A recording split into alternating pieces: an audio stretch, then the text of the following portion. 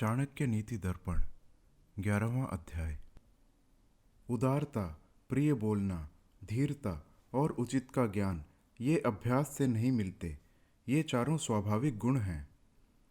जो अपनी मंडली को छोड़ पर के वर्ग का आश्रय लेता है वह आप ही लय को प्राप्त हो जाता है, जैसे राजा के राज्य अधर्म से। हाथी का स्थूल शरीर है, वह भी अंकुश के वश रहता है, तो क्या हस्ती के समान अंकुश है। दीप के जलने पर अंधकार आप ही नष्ट हो जाता है, तो क्या दीप के तुल्य तम है। बिजली के मारे पर्वत गिर जाते हैं, तो क्या बिजली पर्वत के समान है। जिसमें तेज विराजमान रहता है वह बलवान गिना जाता है, मोटे का कौन विश्वास है।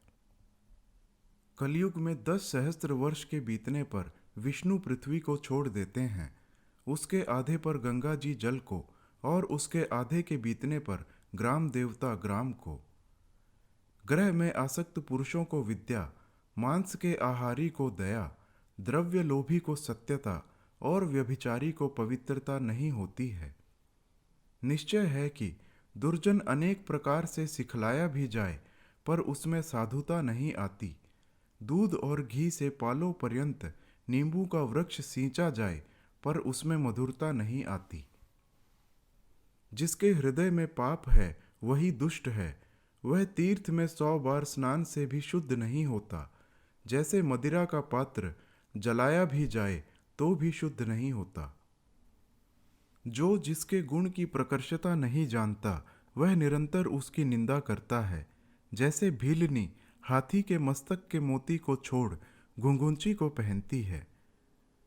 जो वर्ष भर नित्य चुपचाप भोजन करता है वह सहस्त्र कोटि युगलों स्वर्गलोक में पूजा जाता है। काम, क्रोध, लोभ, मीठी वस्तु, श्रृंगार, खेल, अति निद्रा और अति सेवा, इन 8 को विद्यार्थी को छोड़ देना चाहिए। बिना ज्योति भूमि से उत्पन्न फल व मूल को खाकर सदा वनवास करता हो और प्रतिदिन श्राद्ध करे, ऐसा ब्राह्मण ऋषि कहलाता है। एक समय के भोजन से संतुष्ट रहकर पढ़ना, पढ़ाना, यज्ञ करना, कराना, दान देना और लेना, इन 6 कर्मों में सदा रत हो और ऋतुकाल में स्त्री का संग करे, तो ऐसे ब्राह्मण को द्विज कहते हैं। सांसारिक कर्म में रत हो और पशुओं का पालन, बनियाई और खेती करने वाला हो, वह विप्र वैश्य कहलाता है।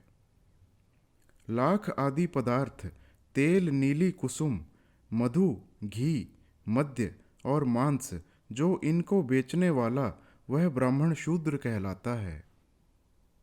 दूसरे के काम का बिगाड़ने वाला, दंभी, अपने ही अर्थ का साधने वाला, छली, द्वेषी, ऊपर मृदु और अंतःकरण में क्रूर हो तो वह ब्राह्मण बिलार कहा जाता है।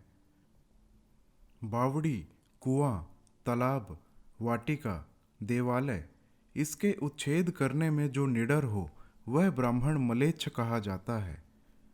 देवता का द्रव्य और गुरु का द्रव्य जो हरता है और परस्त्री से संग करता है और सब प्राणियों में निर्वाह कर लेता है, वह विप्र चांडाल कहलाता है।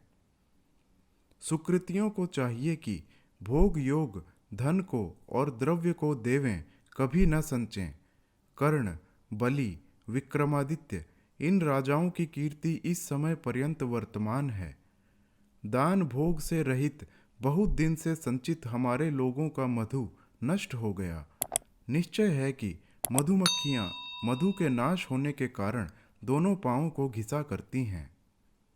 इस प्रकार 11वां अध्याय संपूर्ण हुआ।